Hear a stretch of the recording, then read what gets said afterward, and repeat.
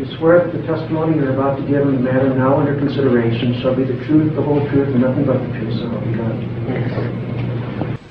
You realize that one of the songs at issue in this lawsuit is a song called "The Girl Is Mine"? Yes. Who wrote "The Girl Is Mine"? I wrote "The Girl Is Mine." Was it also released as a single?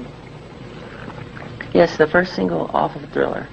I'd like to play for you a document that's Exhibit 489 and ask you to tell me whether you recognize Exhibit 489.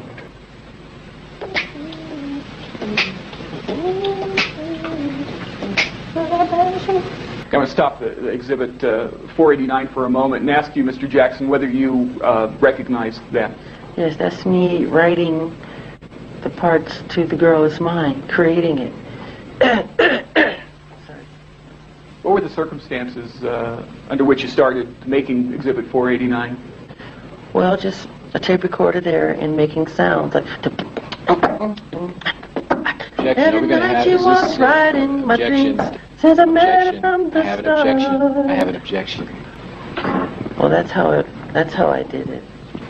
You asked me how I created, and I started to perform to give you an example of how I create songs. I make these sounds. The girl is mine. The girl is mine. Yeah, that's "The Girl Is Mine." Objection. You were making some sounds with your mouth. What was the purpose of that? The sounds are the rhythms that I make, the way I'm hearing it in my head. And I'm hearing the bass, I'm hearing the percussion.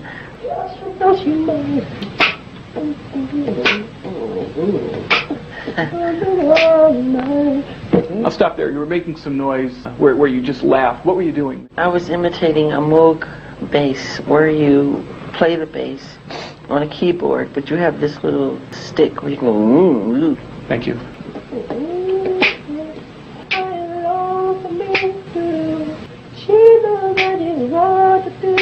Did you just hear some words on the tape? Yeah, that part of the song I never used. Why not?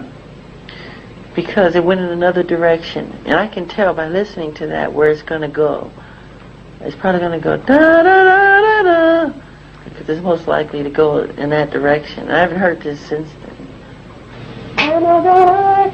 There it is. What part were you singing just before I stopped the tape? Counterlines, musical counterlines that can go against the main part. Yeah. What were you doing right there? What was that? Creating another part. Well, was there a particular musical instrument that you were in? Piano.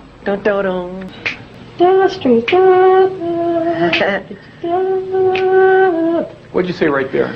Strings. What were you doing there? Creating a French horn part, which I never used. That could be soft horns. What did you just say there? I just said that could be soft horns. And don't write this song. Don't write anything. Let the song create itself. That's my law. Does the song "The Girl Is Mine" have a bridge? Yes, it does. Could you sing that for us? I love you more than he, take you anywhere. And I go, but I love you endlessly, loving we will share. I know that I do.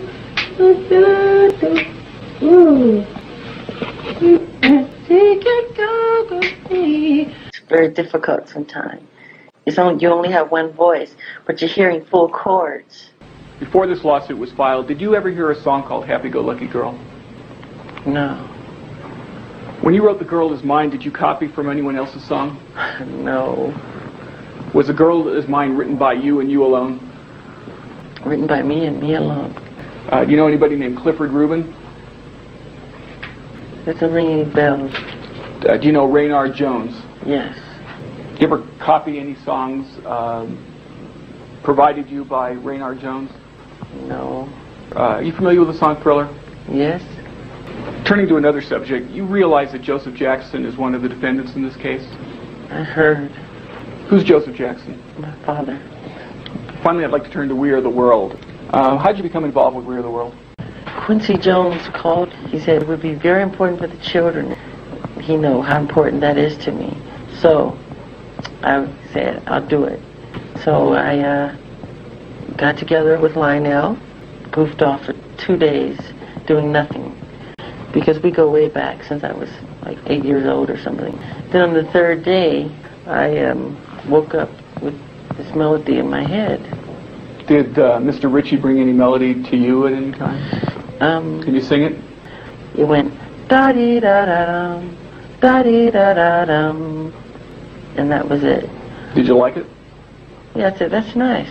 Did you eventually make a demo of We Are the World? Yes, I did. Do you remember where that was? I can't find that tape to this day. I wish I knew where it was. I'd like to hear it just to have some laughs. Let us understand. Did you copy anyone's song in writing We Are the World? No. I'm a songwriter myself. I don't have to take other people's songs. Did you and Mr. Ritchie, and only you and Mr. Ritchie, write We Are the World? That's the truth. I have no further questions. Would you please state your name? Michael Joseph Jackson. Do you know a person by the name of Reynard Jones? I've met him. Do you feel that Mr. Jones owes you some loyalty? I think he owes honesty. Would you say that you also owe honesty? I'm being very honest. That's not my question. Do you feel that you owe honesty? I am honest. Is it your testimony that Mr. Jones is dishonest? Absolutely. Okay. Why do you say that he is dishonest? He knows in his heart that he did not write those songs. He knows that. Do you have or have you ever had a collection of musical materials? A collection of musical materials? Yes, or a collection. A collection that I buy from the music store. Where did you keep your musical materials that you purchased from the music store? Everywhere. They were strewn everywhere. Is that it? Thrown about. I'm not organized in that way. Have you and the Jacksons ever conducted a musical tour called the Victory Tour? Yes. Would Reynard Jones visit you and or your brothers after your performance? He would always try to get backstage and hassle the security to try to get in, that type of thing. You've been in the record business for quite some time, have you not? Quite some time. Do you recall a tune named Blues Away? Yes. Who wrote that? I wrote that one. How about a song called Different Kind of Lady? What about it? Do you recall that song? Yes. Was Blues Away the first song that you'd ever written that was recorded? No. Had you written songs previously that were recorded before Blues Away? Oh, yes. Can you name some of those songs that you had written and were recorded and released? That's different. That's different. Well, let me go back then. Was Blues Away the first song that you had written that was recorded and released? Yes. And we saved ourselves a lot of We time. sure did. Do you include common musical phrases in your songs that you write? Common musical phrases? Do you know what that means? Yeah, but I don't know if you know what it means. Let me ask you. Why don't you tell us what it is? A musical phrase could mean a note, a tone. Could you tell us what a common musical phrase is? A common musical phrase. Please. That's a common musical phrase. That could be a common musical phrase. When you write a song, that's your sole song that you take credit for by yourself. Is that song independently created by you? Do you understand the question, Mr. Jackson? Absolutely. Songs that I take credit for on my albums that say written by Michael Jackson are written by Michael Jackson. And Michael Jackson alone, right? Michael Jackson alone. I wouldn't cheat anybody out of credit. I'm not suggesting you cheat anybody on anything, sir. I'm going to give you a list of songs, and I'm going to ask you some questions about each one of them. What was your life? It's called What's Your Life? I wrote that with my brother, Jermaine. Michael McKellar? Michael McKellar? Yes. How do you know about Michael McKellar? I wrote Michael McKellar. when you write them, what form would they be in? Would they be in the form of lead sheets? Would they be in the form of notes? God, I've written things on toilet paper. It could be anything. Whatever's the closest around. I've written on walls. Don't Stop Till You Get Enough. Was that tune released? Yes. Do you recall what year? 79, was it? Did you have a stockpile of songs that you had written to be submitted for that album?